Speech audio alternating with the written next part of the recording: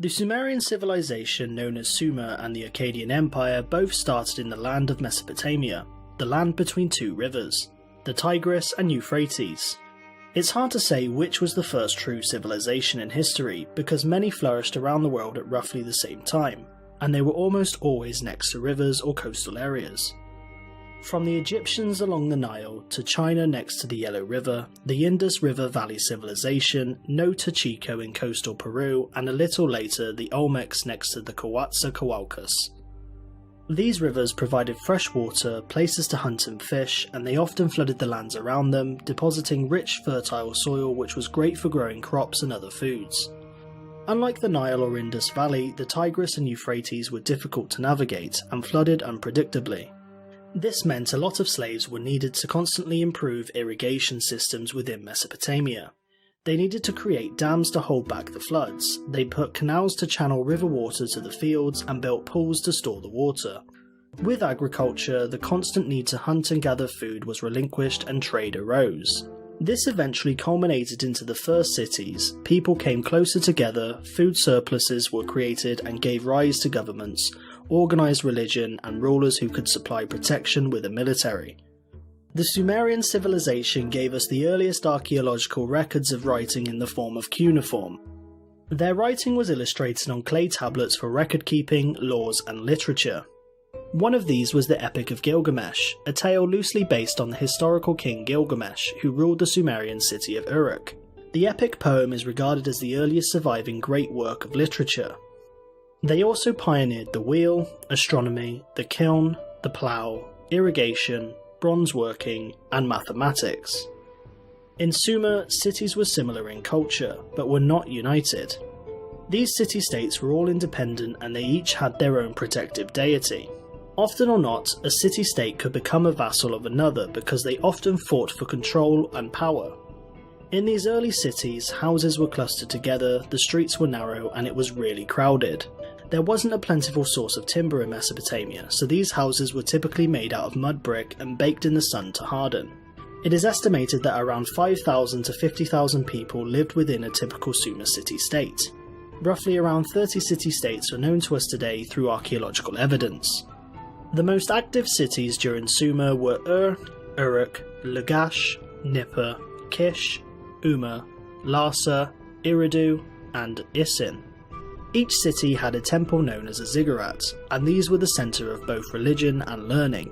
Mesopotamia gods tended to be pretty mean and violent, much like the Tigris and Euphrates. Priests were seen as people who could please these gods and became important figures within the Sumerian world. However, the power of kings would soon replace them.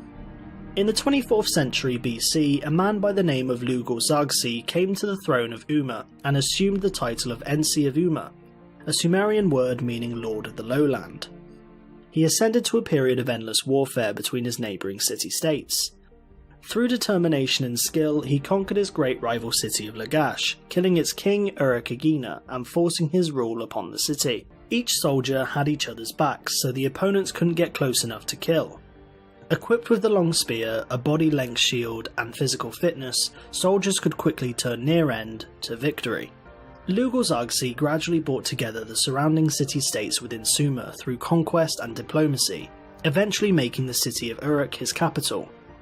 He even moved his army to the important city of Kish, overthrowing its king Urzababa and brought all of Sumer under one rule. However, his reign was short-lived as a new foreign subjugator came to take his place. This foreigner was the Akkadian, Sargon of Akkad. Through long drawn-out battles, Sargon would usurp Lugal-Zarghsi and be the first to hold the title Emperor. In the later Babylonian versions of Sargon's inscriptions, Sargon of Akkad is said to have captured Lugal-Zarghsi after destroying the walls of Uruk. He then had a chain placed around his neck and was led through the holy city of Nippur to Enlil's temple, as a sign of his shame.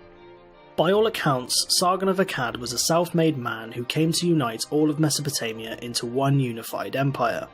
Sargon was a person of non-Sumerian descent and is said to have been cupbearer to the previous king of Kish, Urzababa.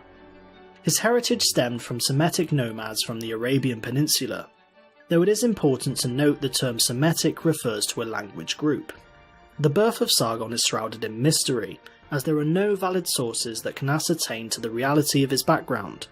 However, there are many stories and accounts after his death. In one Moses-like legend, he is described as an illegitimate son of a priestess who placed him in a basket and launched him down the Euphrates. A Sumerian gardener came across the basket and raised him as his own. Upon Sargon's victory over Lugal-Zargsi and his conquest of Uruk, he is said to have launched campaigns into Elam and Mari, stretching his empire from the Mediterranean to the Persian Gulf. The Nippur inscriptions also talk of his army of 5,400 men, who were entertained and fed bread daily.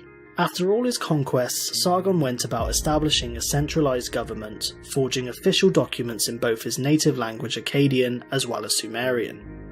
While he did allow accumulated cities to retain their original rulers, it was Akkadians who were placed in positions of high status and importance. His daughter was made the high priestess of the goddess Inanna and the moon god Nanna.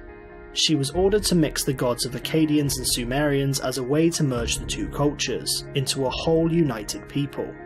Sargon is said to have continued trade with the lands of Dilmun, Magan and Malua, and he founded a dynasty that would last many years after his death. Although many of the city-states Sargon had conquered were unhappy with their forced integration and quickly revolted after his death. His sons fought off these rebellions throughout their reign and both met their deaths with assassination.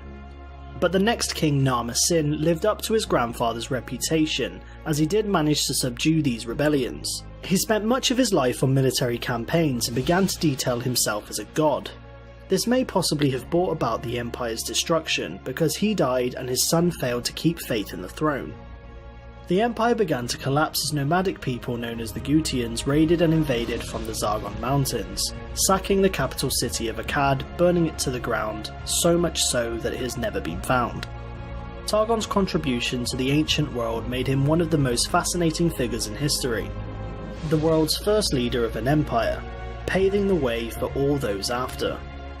Eventually the Gutians ruled as warlords for about a century before the rise once again of the Sumerians and the founding of the great Neo-Sumerian Empire. It was Utu-Hengel of Uruk who rose up against the Gutians and gained Sumerians their independence once again. But it was the next king, Ur-Nammu, who restored order completely and conquered outside the traditional Sumerian lands. However, the empire was short-lived, as a shadow of invasions rapidly spread. These invasions came from the Amorites and the Elamites, causing their empire to collapse into city-states once again.